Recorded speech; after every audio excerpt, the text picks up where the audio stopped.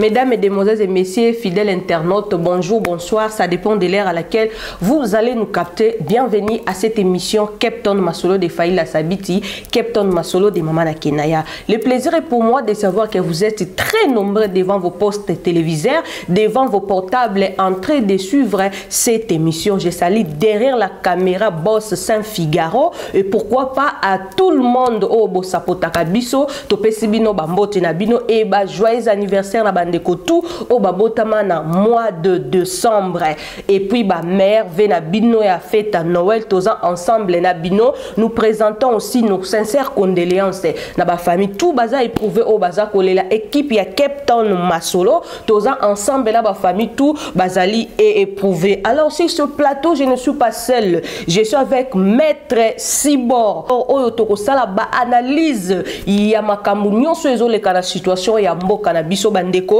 et sengeli bete mboka ezako kende mabe mboka na biso ekei mboka mama kipavita mboka ya vuluzi kimbangu mboka etekami excusez-moi toyaka awa pamba te soki toyese ke makambo ezali soki toyese ke to moni Congo na biso ça ne va pas bandeko babengi partout à travers le monde lelo toza na plateau na biso tokomeka kosala mwa banalise par rapport ya makambo ezoleka na kati ya mboka na biso lobi lundi 20 décembre mobulu esalemaki na Goma tokolobela moi na invité na nga Maître Sibor et pourquoi arrestation ya gouverneur plutôt ancien gouverneur to éviter parce que azo exister ou aza ko exister té aza au milieu ancien gouverneur bakanga qui et puis batiki même pas 20 minutes pourquoi humilier une personne après qu'on libérer en même temps botiki alors tokolobela makambo wana nyoso personne nandeko Olivier Mpunga oba tortiraki na mboka Congo Kinshasa en tout cas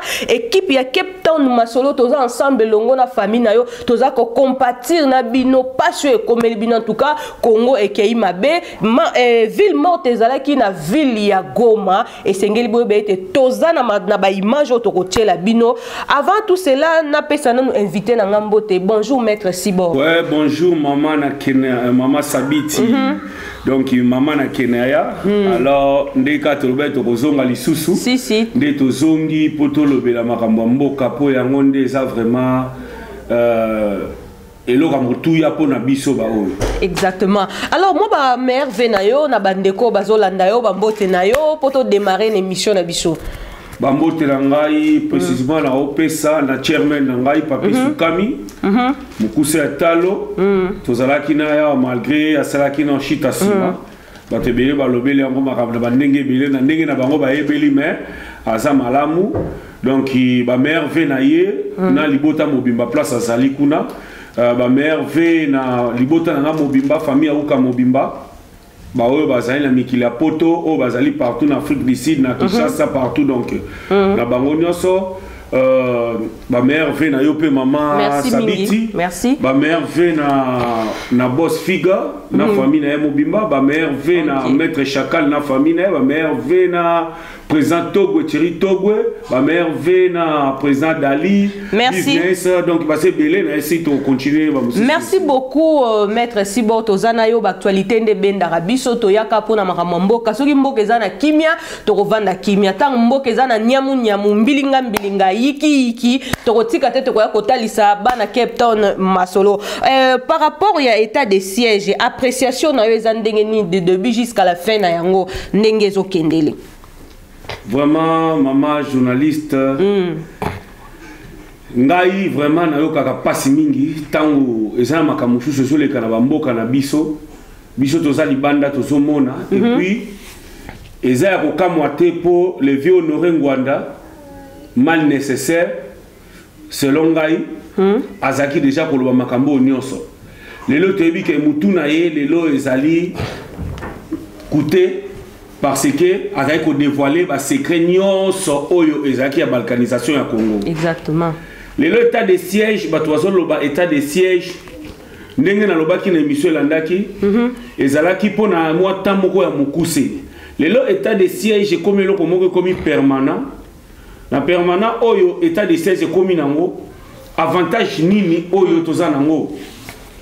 balobi que non armée na biso ezaki ko repousser 70% il y en a et à victoire. Mais 70% est victoire tant que comme à niveau ya ko kende ko benga armée ougandaise to armée rwandaise, la police rwandaise baya ko sécuriser mboka. Vraiment mutako yebisa biso ke to ko na 70% est victoire. Or c'est que zaki nango ba fanti bazali ko kosa biso parce que soki bazali ko kosa biso te tozali komona bibembe malgré état de siège ezalaki tozomona bandeko na biso bazokufa 32 koto bakufi 82 koto bakufi 12 lelo bakati batuma machette en plein état de siège. Mais lelo oyo bato bazali kobima na télévision bazoloba na ba responsable armé te normalement na minute to 70% t'aurait poussé ba ADF et tozako kamwa to mona lelo armée ougandaise ekoti balobi ote toye ko soutenir RDC pona nani ba ADF mo c'est que makambo atako lobezaki lokuta yango solution tozomona keza lokuta po na minute oyo tozomona ta suite eloko moko te état de siège et ça ko continue.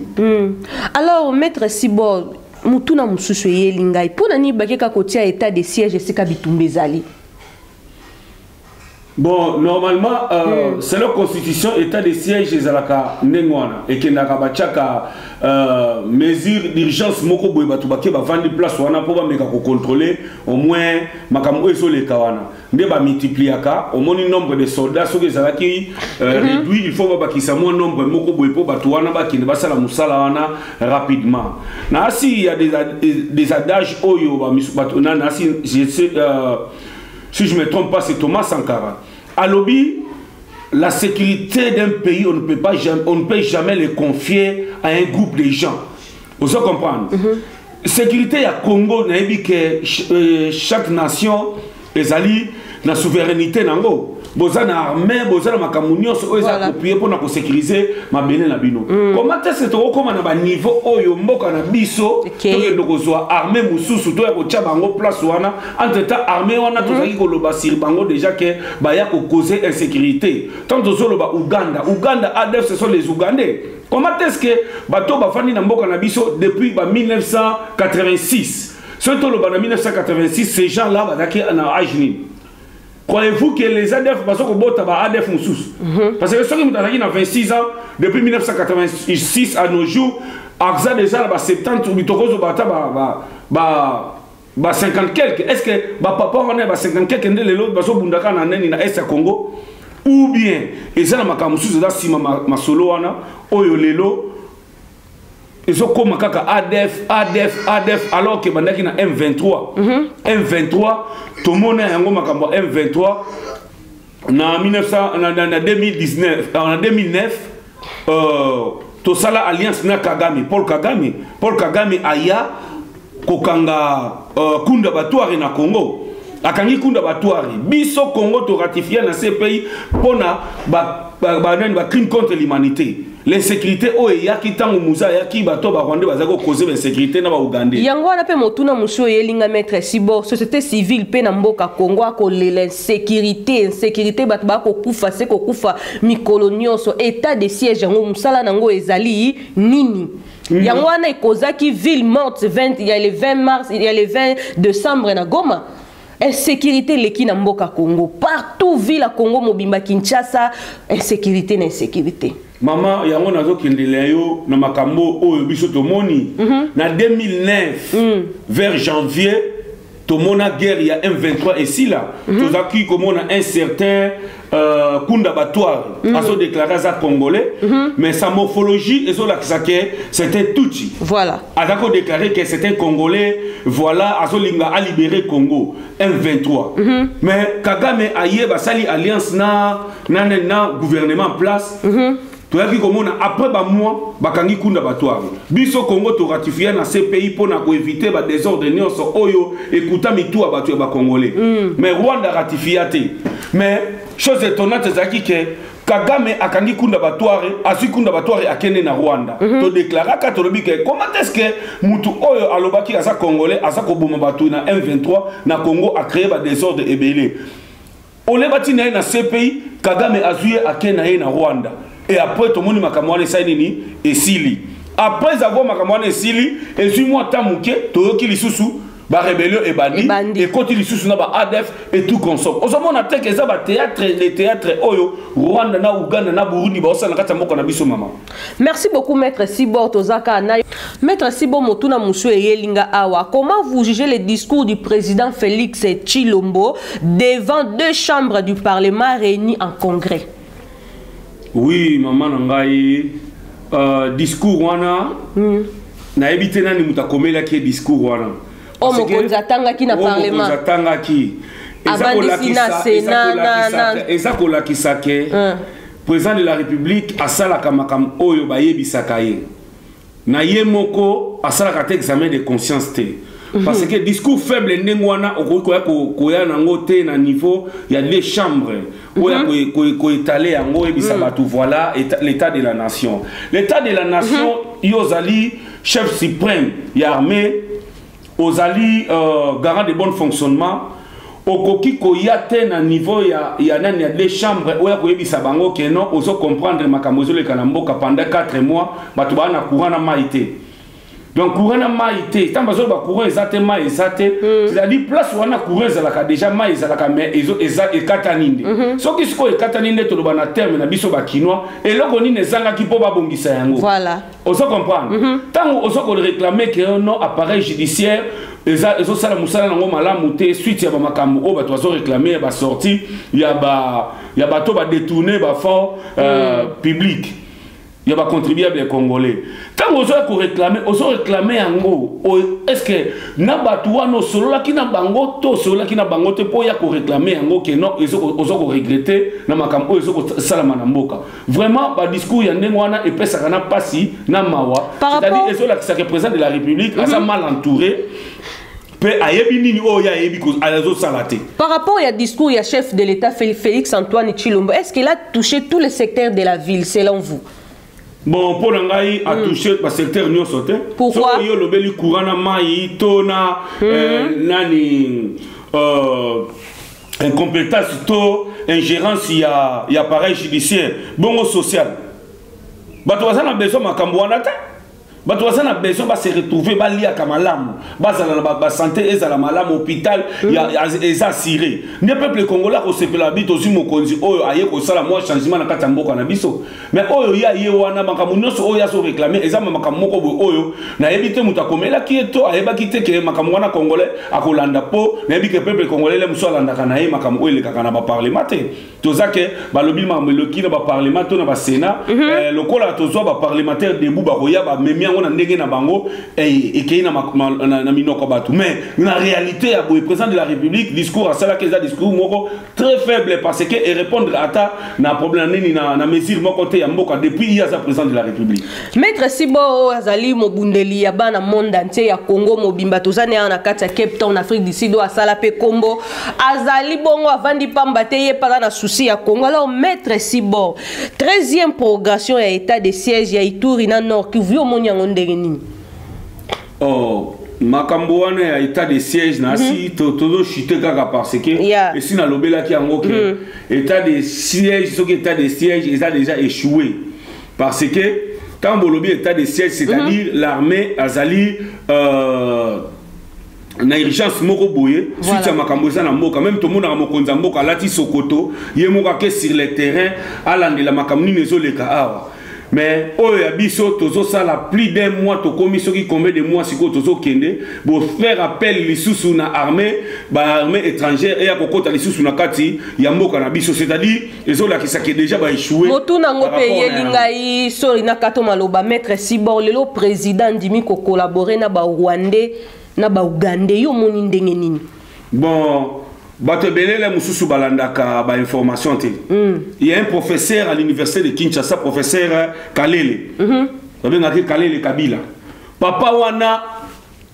aloba makambo moko boye oyo lelo oyo ngana komomona nyonso ezokokisama. Ezali accomplissement ya ba accord oyo gouvernement Kabila esignaki na Rwanda, Uganda na Burundi.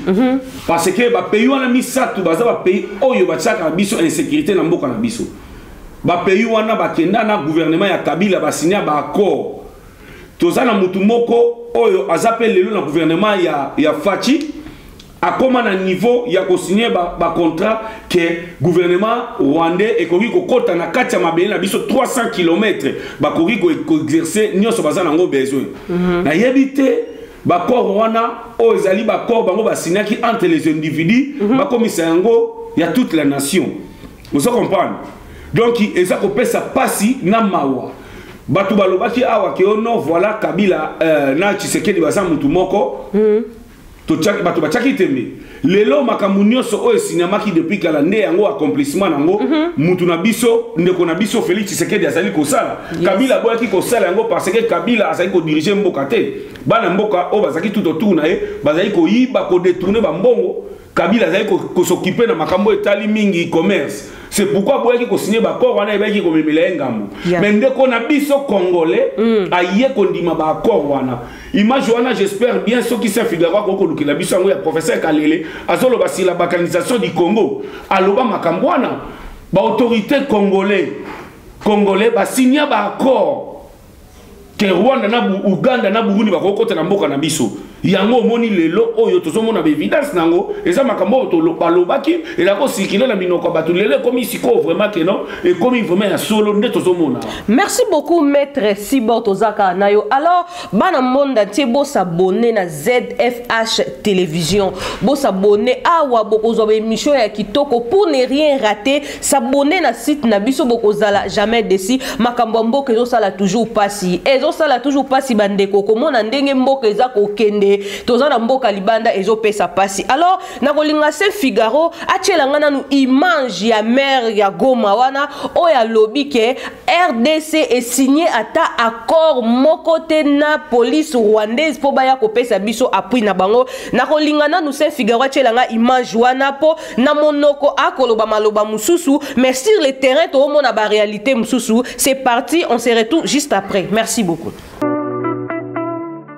Nous avons suivi tous sur ces réseaux des gens qui parlent de la police rwandaise à Goma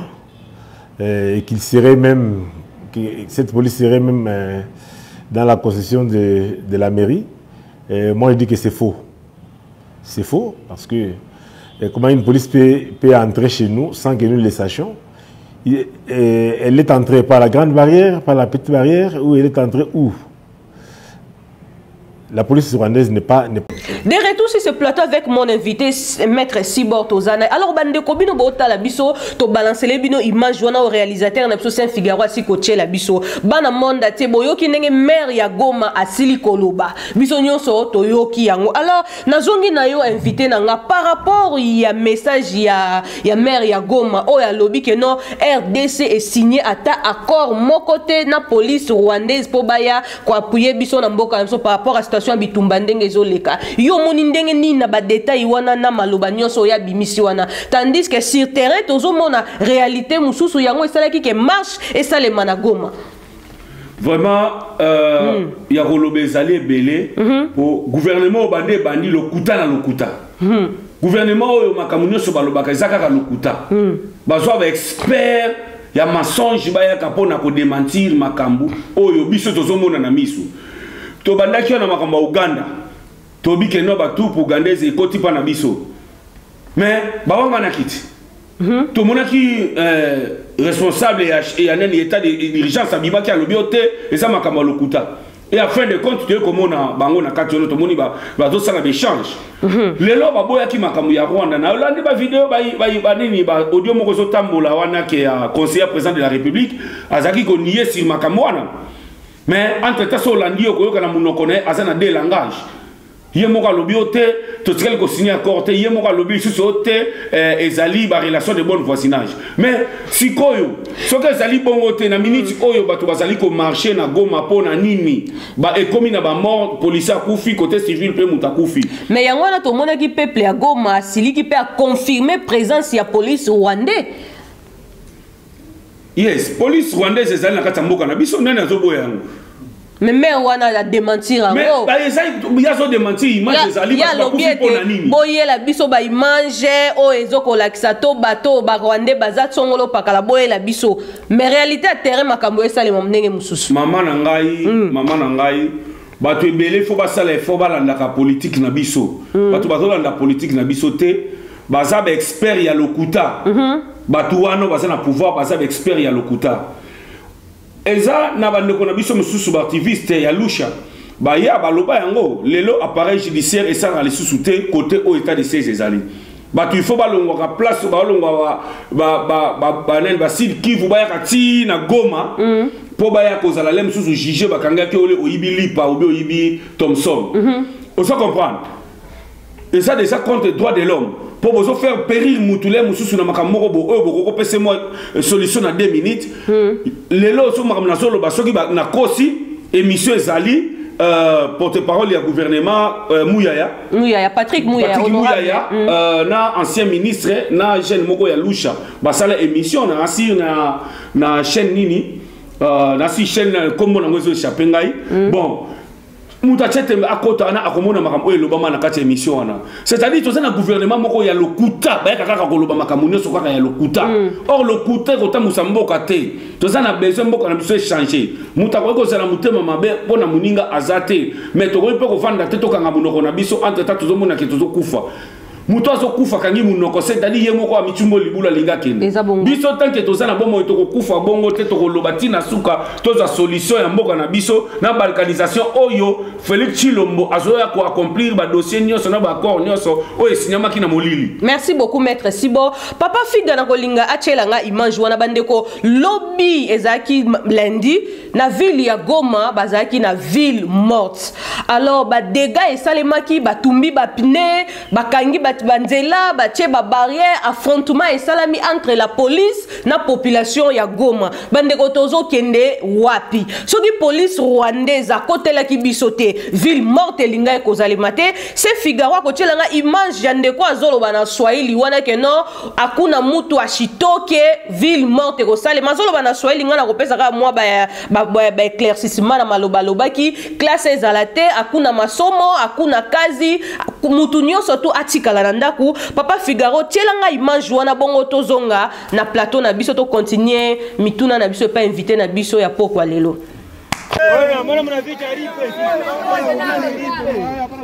Hapana, mwache msalaba tu bakie vile kusikua kuigusi. Vile mvitietie pembeni. Kulipana na umevuna. Kama mdogo Marusela bakiana na ile mavuni na utaruza leo tunalaga mkubwa wetu Tshilombo. Anaenda kwa siku za mwisho Tshilombo. Na leo bwana utafuta foto kwa kila kikalendria yake. Na amerudi mavumbini. Leo tuliko harakati na biso Tshisekedi wa Mulumba hapo kenda yike batikala wa Fraser otika biso ba papa Tshisekedi wa Chira wana wa Mulumba keto ne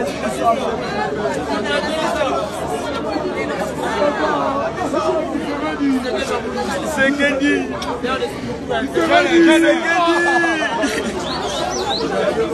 papa Mulumba manake autorite walizunguruka dunia yote. Bakona umwe baita tu polisi ya Rwanda yote tusikilize.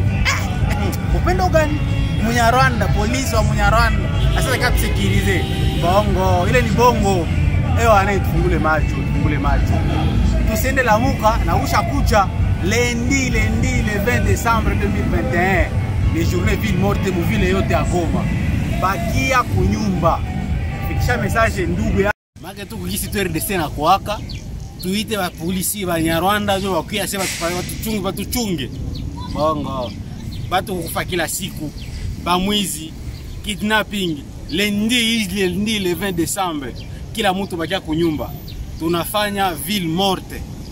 bakia kunyumba hakuna masomo hakuna soko hakuna kitu ya kutumika bakia kunyumba tulombe sécurité.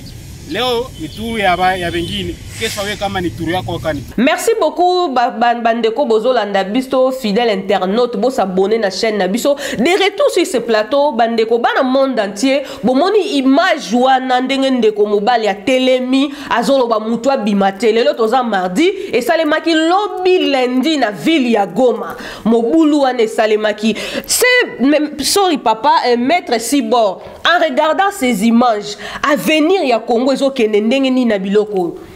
mama tobeti sete na makambo balkanisation ya mboka oyo tobeti sete toboya ki tokende élection tango pays infiltré batu bachaki tembe balobi te tokende élection mwana mboka akozwa makambu akochange lelo makambu tozomona oyo mwana mboka mutazo sacrifier mboka na ye Kabila tobengaki étranger Kabila aboya kokotela makambu wana animaka sala ne commerce à s'enrichir na ye aboya ki kokotela makambu ya politique malgré ça qui président de la République aboya ki na ye kokota mais lelo ndeko na biso aye c'est-à-dire la personne de Félix ne maîtrise absolument rien ne connaît absolument rien à propos ya makambu ya biso ya mboka parce que ceux qui vraiment zaki na bonne mémoire alingaki ayebake makambu oyo eloba makasi Congo na ba insécurité na balkanisation na pillage ya ba multinationaux alingaka za quand même na maîtrise soka koti na place wana alingaka meka ko changer moi moki personne n'oublie toyebi que la main noire ezalaka sima ya makambu nyonso na ba pays nyonso africain lelo oyo tous avec exemple ya Mali armée française et sali 8 ans il faut bazo songa déjà pas na bango on se comprend bavanda ki pona ko sécuriser mboka na bango biso tozana Zambie tozana Angola ba voisin Congo Brazza ba voisin pona nini ba pays wana tozana ba problème na bango te problème na biso songa kaka Rwanda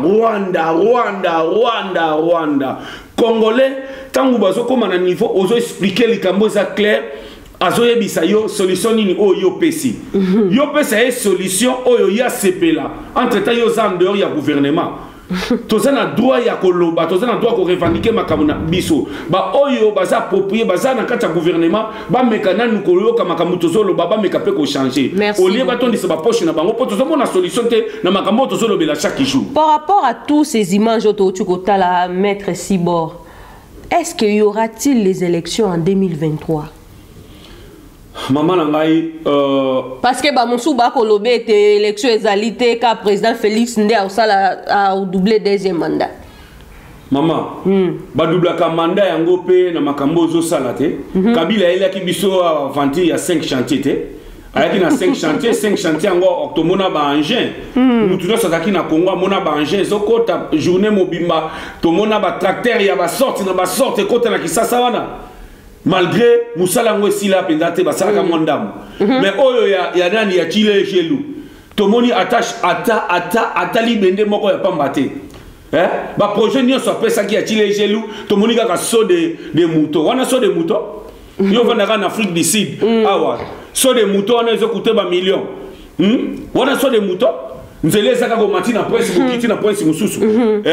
tozate na ba place ba raccourci zate ba bisinga donc elingo la kisake batuwana ndenge ba ye ba yaki na pillage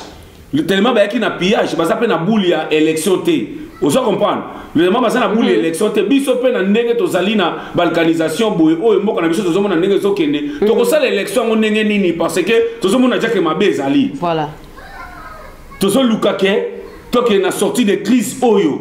soki ye chilombo tellement ye moko na bomoto na ye aso comprendre te que mboka ezokende na kokende nyonso tokotika la kana Kisasa ya pamba na retenir lo moko lobi ke mboka ezokende. Est-ce qu'on peut organiser une élection dans un pays qui est déjà occupé? Mama yango to boya ki to lobi to za posa ba élection te tant que mboka na biso ezokende boye Félix il faut azonga na kati ya bongo na ye avant d'aki pembeni ya Sphinx de limité vie wana atazali mal nécessaire o ngana benga kaye azaki na quand même moi politique na ye o ezaki ko laksake partout place avani bande kona ye ba congolais ba sakolo baté quand même na ba idée papa wa sanango mboko ko changer mais moi na ye contraire ya makambu nyonso o vision papa na yazalaki nango to ko pesa chance te à doubler deuxième mandat. Félix Chilombo azali atana un quart ya pourcentage na makambu nyonso oyo Congo ezali nango besoin asimi ata bon pas le bananu bango bato baso kumisa kaye fachi beton ba pesa biso ta 10% ya oyo makambu ya malamu o Félix asali banda koti na kati ya moka tozo exemple ya IGF azosala musala bala kesa biso bato IGF akangi basa na prison banquette IGF asali ba solution nango bala kesa biso côté armée a déployé ba soldats ba ken état de siège banda ba soldats ba ken état de siège kuna détournement mbongo salamaki ba soldats ba c'est impayé état de siège ba soldats ba c'est impayé mais akeko benga ba Ougandais na ba Rwandais police Rwandais ba ya na kata police Rwandais ba ya na kata nani na kata mboka na biso token de côté ya éducation a déclaré éducation free a débloqué à tambongo ta sali ata budget ya makamba mbongo o ya classe ya bana mais a déclaré que bana ba que ne classe au fele po ba professeur wana ba futa bango na nani mbongo ko uta api bana ba sotanga te 2 mois après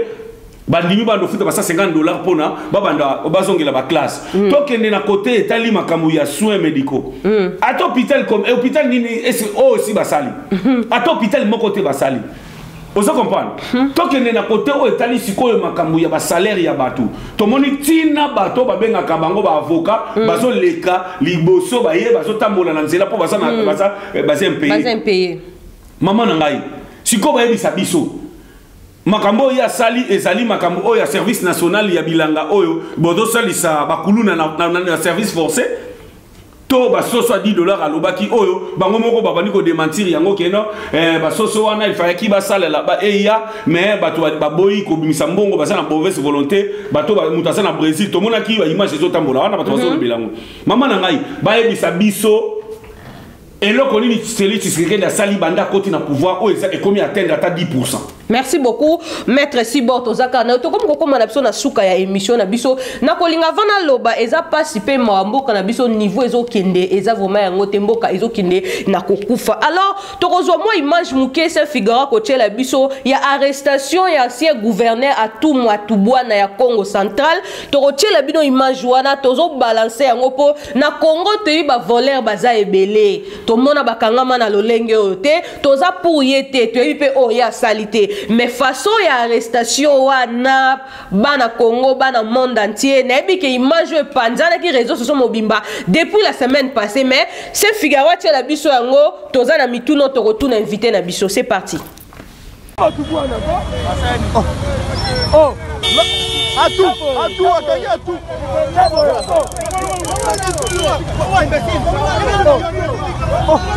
Lumendo tela tu. Vera tu. Oh, vera tu. Mais atu bwana te. Atu ridicule. Lumendo. Patrick Lumendo tela tu va ridiculiser. Omoni? De retour sur ce plateau, maître Sibor omoni image wana tozaka na mboka libanda.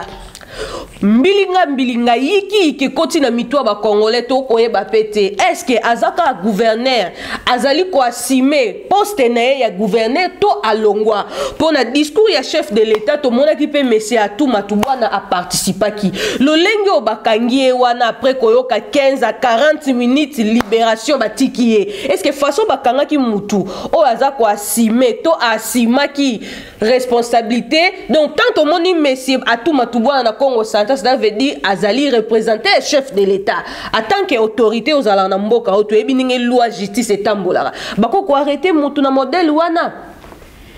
mama yango wana biso tulungwa ki mboka wana suti ya makambo tozali komona une autorité azala voleur ou pas akoma ki wana par hasard te akoma ki wana par hasard te yes. Et puis tant boza koya ko kangaye soki batindeli mutu mandat d'amener batindaka mituka eye na kati ya ndako première convocation à boy deuxième convocation à boy troisième ndebo kangaye na kwa moyibi voilà quand baye na mandat d'amener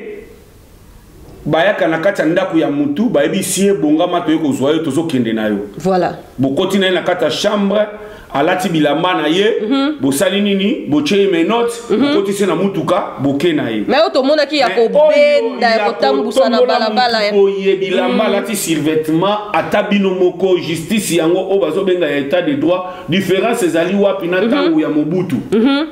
différence ezali wapi na tango ya nani ya nani ya 18 ans ya Kabila papa na ngai makambo mususu tozomona oyo ekomi kopesa pasi ezake lelo oyo tozoloba état de droit mais to pesi bato ata bacour te bayeba komata na niveau ya comprendre c'est quoi l'état de droit ce n'est pas tout le monde oyo atanga classe na mboka wa Afrique du Sud poko ma policier faut au moins na bac aussi diplôme nde okomi policier parce que oyebi kokoma mikanda oyebi kosala ba déclaration nyonso policier nyonso na mboka o soko ye okoki kofungolela yo plainte oza nango besoin akofungolela yo mais mboka na biso Dakar ba OPJ parce que baso lokota na bato batangi classe na mutu baloketa na sima boye bazuye ba commissaire policier c'est pourquoi tout ce monde ba barbarie tout ce monde ba biloko nyonso o ezali donc ezali contre il y a respect il y a ba individu na contre les droits de l'homme. Par rapport à l'arrestation naïe, est-ce que cela traduit l'état des droits? Non. État de droit et Zarabongote. Namboka Oto Fandi, Totikali Komona, Telo Komoro, état de droit, Bakanga Mutunengwanate. État de droit, Bapé Saramutu, Ata, Akokoti na même lawyer naïe akei, avocat naïe. Avocat akei ti kuna, akei koloba, ok, Mutunanga sa maladie ou bien Azali Boye. Police. Bae bake, ok, to programme journée boye oyo, akoya koleka, nanini oyo, place bakoba sambisa ye. Mais oyo abiso to somo na oyo, na yebite soke ezali vraiment justice nini. Parce que to banana, nous faut la justice nde to pesa autorisation na bato ndenge wana. Vraiment, to comment option na suka maître Sibor. Papa ministre, yo moko zali papa. Ata soko bomi mutu nga nazali veve mwana nanga kaka ye wana papa bakoki koboma mutu modele wana bakoki kobeta mutu ndenge wana justice nga nalingi esalema na mboko nalingi justice esalema mpona bato wana abenga tanga parate ke o mwana na yo asali boye mosambisi mwana apres boke kotia mwana lokola clandestin papa ezalaka wapi? De retour sur ce plateau, Maître Sibor totali na ba réseaux sociaux, image tamboli tomoni mama veva kolela, c'est Figaro ko tshela biso image wana, lo lengi o ba bomi mwana na ye ba torturer ye. Est-ce que justice ya mboka na biso lo lengi zo salema état de droit ngo ya modelo yo papa? Selon yo koko loba nini jeune ya 32 ans ba torturer ba bomi kaka boye bazo samisa déjà procès ngo na zolanda déjà en direct na Congo Kinshasa. Maman na ngai biso tosi chance ya koya kovana na mboka o eza na Afrique mais tozomona eloko ba bengi état de droit awa. Awa mutu soka bomi mutu. Ba pesa kaye bel eza lokola amende afuta na banda koya ko samba. Yeah. Mais autres monde na Congo balobi état de droit yango wana batangi yango wapito bayekoli yango wapi parce qu'il faut attendre exemple eloko moko bo obino bozo landela te o bozo sala na mboka oyo tozaka kaka na la police biwa la police soki bakangi yo les muso sali 2 jours après 2 jours okei parquet après parquet soki bakateli makambo les muso bakoki kopesa yo chance ozonga na ndako me obanda koya ko samba ti baluka baye balikambo wana makambo nino salaki soko ozali pendake muto yo muto salaki okometaki infraction wana bakoki ko pesa ole mususu amende ou bien babombi yo osala bata na kati ya prison mais pas na biso eza contraire et pas na biso eza contraire tozana ba cachot o eza ya ba aner na mboka o to vandi bo tozana ba service à renseignement a exécuter kate loko moko tozana droit ko beta mututé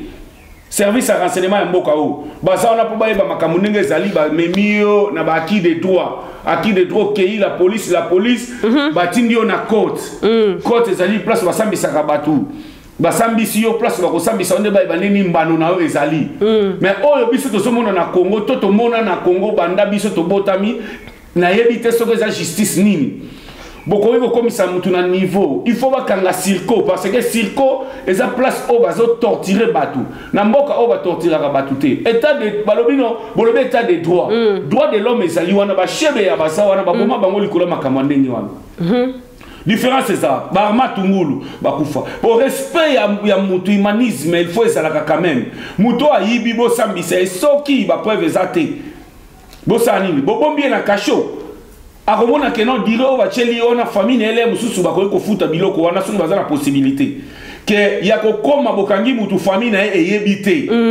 bozwa ye botinda ye na prison to bofaire subir ye o akoki komona o bosali kosala wana na bamboka oyo ezalaka te telefone ezalaka wana mpo batuna ozala ndeko to nanani bapesi yo telefone obengi mutu omoni akozala na o poche epuis bayeba adresse na yo bapesaka mutu liberté provisoire ceux qui boyebi adresse na boyebi ke muto ko kima tête boza facilité ko zoine niveau o ba benga belle application na bamboka o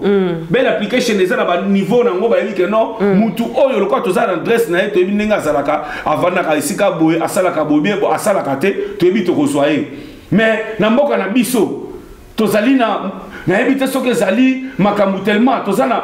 biloko za na kati ya ba computer te même na ba université au mona ke no ba document nyonso za ba papier za boya kolanda la so monte peli au père de archives nyonso baliko computiser biloko te. C'est pourquoi même armée même police il faut ba mekana nous ko réformer yango parce que batu bazali ba délinquant baza na armée ba délinquant baza na la police au mona ba image même général Maïla Zakoloba momeli bangi musala na eza et place na ezali na kati ya armée te. Bongo na kati ya police mutafanda na civil batu basa instruite baso ko torturer batu tala niveau sikoyo bobomi mutu likolo ya mbongo mo muke o famille na ye akokaki pe ko zongisa ngo soki pe ya solo soki pe ya lokuta to yebite. Merci beaucoup maître Sibo to comme okoma na na suka to tikali na juste 2 ou 3 questions to tikali nango ba révélation msu zo bima pendant que population a commis tuna mongo ya ram nani azwaka yango na minute peuple congolais zo souffrir ramazo lia bango na niveau lisekité il paraît compte moro boe fungwa maso 500 énergie ba ebi zo ki compte ngo eza ya nani mbongo nyoso tu ekendaka kuna ya ram yo ko lobani par rapport eloko wana maman journaliste moyibi ezali moyibi ram na mboka oto fandi to tikala ko kana masolo wana te ezalaka te bako kata mutu eloko illégal te so ba kata te na réseau wana mbangu bango bazali kuna ba peso solution ba song selo ba airtime na yo ba unité na mais oya biso ya Congo olobi ram bozo kata batu mbongo famille ya Chilombo ndeza kolia mbongo wana balobi te moya ko iba mbongo mbala moko na l'état bo ezali te tala exemple bakanga ki Vital Kamerhe awa bokoya ko kasoni bo créer loko moko nde omoni mwana ya kibasa maliba eli bango maele babi lokola biso na biso tozali bana yaba to sala mwa gender babenga ngo gender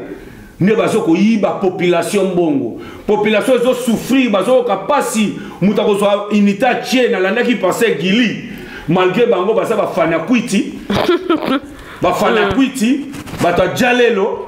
aya kolila makambo arami ya pesa ki mwana mbongo ki no sombela balie unité na réseau mais na lobibo eza vol organisé oyo IDPS ezali ko sala lelo makambo nyoso to kotia makala moto na mutu ya IDPS to za place musu to kotia yango te IDPS ndezo konza mboka wana ndenge to belela ka PPRD konza ki biso lelo eza IDPS. Merci beaucoup mwana mboka maître Sibo azali molobeli ya bana Congo avandi na kata Cape Town mobimba ayebani to benga ki pamba te poto zaki na banaliza ko par rapport à cette situation ndengezoleka na katamboka na biso ndeko moko ya PPRD soi-disant longwa comme membre ya union sacrée bakutana ndeko ne moko boye mutu peka ya PPRD na bar soki na boîte soki wapi maître Sibo ba betani milangi moko azokisi muninga niveau mboka ngo ezokende to comme bomo na biso maître omoni yango ndenge nini mama na ngai il faut ba réformer salama na ba domaine nyoso PPRD naza kutunelo kwa koloba si PPRD te po kuna ndeza classe ya ba délinquant mais ya robeta na milangi na boîte soki na sky bar eza classe ya ba voyou politique ba photo zo tambola na réseaux sociaux mboka wana pendant 18 ans ba détruire mboka pendant 18 ans baza un exemple ya kopesa biso te yango ba fruit na bango ekomi kobima ba komi koboma na entre bango na Shadari pas fruit ya IDPS te mama bato bele babosa naka Shadari aza fruit ya IDPS fruit ya IDPS nde to mona ki délinquance nyoso wana o asala c'est-à-dire azala ba fruit wana eloko mususu na lingaki to chite muke bato bele baso bosana ti lelo babetaka masolo IDPS eza grand parti ya Congo IDPS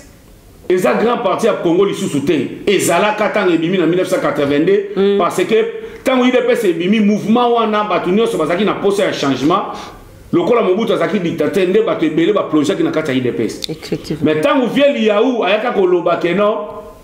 oyo ekomi coterie tribal bato ebele bayebi lisolo te il faut bofanda boya kokotuna biso bato tolandaka idps mpe tozalaka na idps tokoli na kati ya idps ozo comprendre ntango vie liawa aloba déjà coterie tribal ase retira nde tomona idps ndenge ekoma biso nyonso toyebi ndenge nini idps eza caractérisé malgré baoyo batikala bazalaki na posa ya kotelemaka na banzela baoka bainformation nde tomonaki idps ndenge ezali mais lelo oyo IDPS na famille nyonso bimisaki ba membre moko mais lelo mutu nyonso ndaza na IDPS te maman na. Merci beaucoup, nous sommes arrivés pratiquement à la fin de cette émission. Merci à tous ceux-là qui nous ont suivis partout à travers le monde. Bon sanate bo s'abonner na ZFH télévision, boko zala jamais déci. Motuna suka maître Siboto moni na London na Londres kuna, il paraît-il Félix Oise kwalenga kende ko beta concert. Motuna suka ngo pona ko sukisa, poto comme na biso na suka, il paraît ba boya beta ba combattant ba télémélier ba ko bengane ko bimse na kati ya salle to ba keno musique ko zonga li susté tandis que to moni Fab Gaza beta ki na Lyon na moi salle moya muke ba msu ba lobia beti ba msu ba bieza humiliation place ngara beta kite wana ba sabotage ki ko beta na place ko bomba mame makambo ngo zo continuer ka faire ba combattant nini ko lo par rapport eloko wana waze ko pena il paraît-il ba humilier po ba image za na télé na réseaux sociaux na Londres police pena ko benga na e ba komo lo ba pesa ba congolais mbote bima kende. Maman nangai bande ko na biso ba musicien na bi keza pasi baza pe na posa mbongo po baza pe na ba famille bazo nourrir mais musique ezeloko oyo rapidement voilà to ko boya yangote mais na ta auto zanango bango vraiment bato bazo ta Kinshasa po ya ko beta to lingite bafana na Kinshasa parce que peut tozala na ba musicien bayemba kapé to pe kisaka bango te parce que tozala libanda na bango bafana na Kinshasa parce que bazoko ka mobiliser peuple te à comprendre les réalités na biso tozomona lelo so Congo ebongi wase ko rozana besoin ko beta ba concert pamba te a besoin de ba concerter ouais a besoin de ba concert pamba te bongo ko ta déjà na poche bazoko boma bazoto na bango bazo souffrir parce que bazo linga ba gagner ata moi quelque chose libanda mais libanda ngo biso bato tozomona que tozo souffrir na politique poto tinda mbongo chaque fois na Congo population na biso ezoko ka ko se revendiquer te alors to banondimaka musique pona ndelo ko tozoboya musique libanda. Merci beaucoup maître Sibo na invitation na ndenge répondre moi ba mbote na bato balandi poto clôturer mission na biso vraiment vraiment bambote na ngana batu nyonso bakongolais nyonso bisika bazali na monde to pesi mettre chura mboma ba merveille boke chua yambu ba merveille ko odombo ba merveille boke changa to bengi ya yambara téléphone ba merveille wana ba combattant nyonso papi sukami ba merveille Jimmy Zala ba merveille mettre Chakal Thierry Togwe président Dali Bajombala les nouveaux mariés Baz Wembek, bon, Batunion, donc, Boss Figa, Maman Sabiti, Yemoko Mpanzi, alors, Madame Nanga Mafe Basaya, moi Nanga Olive, Binotou, ma merveille, bon, base na base, donc, il y a relevé ça, on a beau sanité, bon,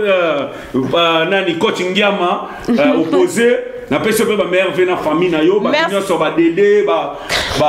to belé. Merci beaucoup Bandeko Balandi. Émission et Captain Masolo ezalaki bongo ngai wabino la présentatrice et votre servante Faïla Sabiti tozalaki na kati ya musana biso ka ndenge to loba to yaka pona kotalisa bino ba vérité to yambaki bongo mwana mboka les vrais combattants awa na kati ya Captain maître Sibo mituna ezalaki ya biso biyano ezalaki obeya yebo moni ndenge a répondre soki ba remarque ezali Bandeko Balandi fidèle internaute bo finga raté pour bo pesa biso découragement té bo commentaire na ndenga bien to yeba toujours ko bongisa po muto alukaka alingaka remarque nde muto alingaka yeba sa remarque to sala lo moroté avec ba remarque na bino to sala ke to koma ba meilleur en tout cas merci na bandeko nyonso bolandi biso partout à travers le monde na ba kwenyu surtout bo ko l'émission bo s'abonner bo cliquer na ZFH télévision bo kozala jamais déci ba actualité o ezaki ko leka na mboka na biso pe o ezo leka na mboka na biso yango to solo yango arrestation ya mwana mboka Tuma Tubwana tolobeli yango et puis libération na ye en même temps ba libérer en même temps ba kanga ki to uti kolobelango awawa bino mo bomoni ba détail nyoso puis marche ya ville morte ezalaki na Goma lobby lundi le 20 décembre dégâts entre police na population ya Goma bomoni ba image to tcheli bino puis tolobeli lisolo ya mwana mboko oti kotika biso ba torturaki na la police na biso et puis police rwandaise e côté biso na kati mboka na biso voilà comme actualité tozalaki na ya opesa bino mokolo mwalelo yangwana ba bonne fête de Noël na bino excusez-moi koloba rapide l'équipe TV Zangonga ba bonne fête na bino ya Noël to pesi bino to présenter bino sans oublier joyeux anniversaire à toi Jimmy Boyembe confrère journaliste azana Congo Kinshasa to pesi ba mbote bele to kutani mbala sima la prochaine actualité bye.